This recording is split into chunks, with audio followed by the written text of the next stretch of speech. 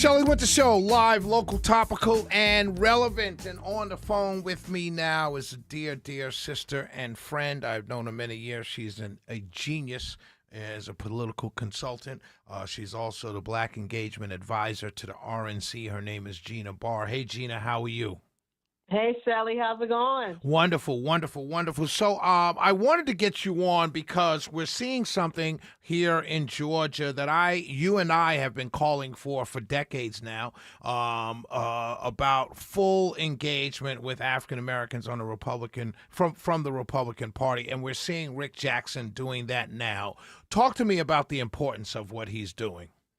Look, I absolutely love what's going on right now. And, I mean, to be quite honest, I mean, in Georgia, that is not something that your Republican candidates cannot afford to do, is engage voters of color, right?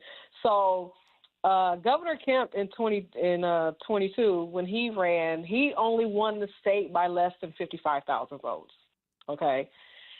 According to the Georgia Secretary of State website, you have a little over 7 million voters in the state.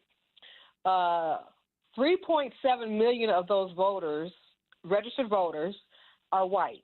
That means almost half of your voting block, of your voters in the state of Georgia is people of color.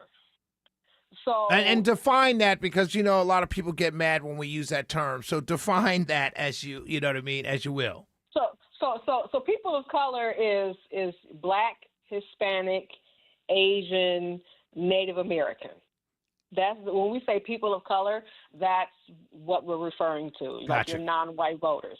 So in Georgia, 3.7, according to the Secretary of State website, 3.7 million of your voters, the people who are registered to vote, are white. And the rest of them, out of your little over 7 million voters, are people of color. So, and in a state to where it literally comes down to tens of thousands of votes. Right. Candidates cannot afford to not talk to every person, every demographic, in every county, in every city. You can't, because this comes down to, just like I said, Governor Kemp, he won by less than 55,000 votes. And that was the second time. That was the second time. The first time it was closer. Right. So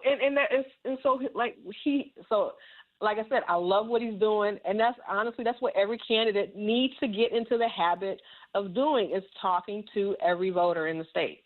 Let me ask you this, because a lot of consultants will say, well, what's the return? We don't know the return. And in Mr. Jackson's case, he's got a whole team out there working. I shouted them out last night. But I don't see it happening with the other candidates. I don't see it happening with the Senate candidate, with Mike Collins. I don't see it happening with Lieutenant Governor, Secretary of State. I don't see it happening. What do you say to those consultants who say, well, it's a financial thing? What is our return on investment?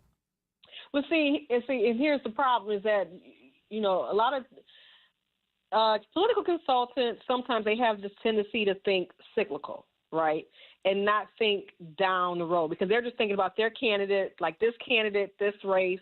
And so they're looking at it like, okay, like we spend this amount of money on this, there's no guarantee that we're going to get this. They're looking for the return on their investment, right?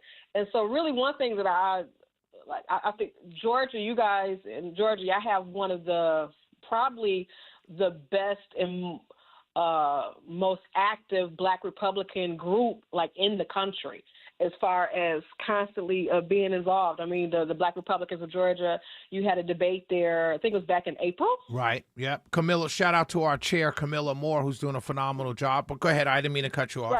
Right. So, you had, it was open to the public, that people could come in and they could listen to the to the people that were the candidates that were running for governor and lieutenant governor. And so they provided that. So you guys at Georgia, you're Black Republican. Y'all have some of the best Black Republican group in the country. I will honestly say that, as far as the most well organized. And so But like a lot of political consultants, they look at it kind of like as a waste of money because it's kind of like, okay, well, we're not going to get the return investment. We just got to turn our voters out. But here's the issue. The issue is that people of color, voters of color, they are not concentrated just in the cities, right? Right. They're out in the suburbs. Like my mom is like, I just take my family for example, right? My dad is the oldest of 8. He was in the projects in Pontiac, Michigan. My mom is from the east side of Detroit. My generation, none of us live in the hood. Right. You grew up in the suburbs. Like we're all out. I didn't grow up in the suburbs, but every last one of us is like we're in the suburbs, right? Well, and so what it is that like over the past few decades, what's going on in our suburbs is that our suburbs are getting the demographics has shifted. It's becoming browner, right?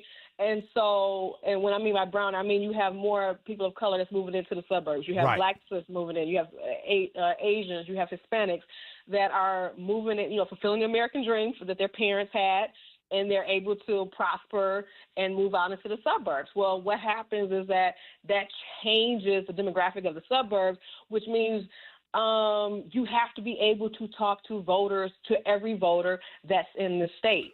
And so you can't just focus on we're just going to turn out our votes out in the suburbs when your backyard has changed. Absolutely. And so that being said, there's an article that I read recently where Gwinnett County is the most diverse, I think the most diverse county in the country behind Queens, New York. And Queens, New York sits right next to LaGuardia. But they're saying Gwinnett County is the most diverse. It's like 30% white, 28% black, and then like 20% Hispanic, and then, or maybe 30% Hispanic, something like that. But it's very diverse and evenly split. Is that what you're talking about? A place like Gwinnett County, if you're running as a Republican, you have to talk to minorities. It's particularly in a county like Gwinnett County.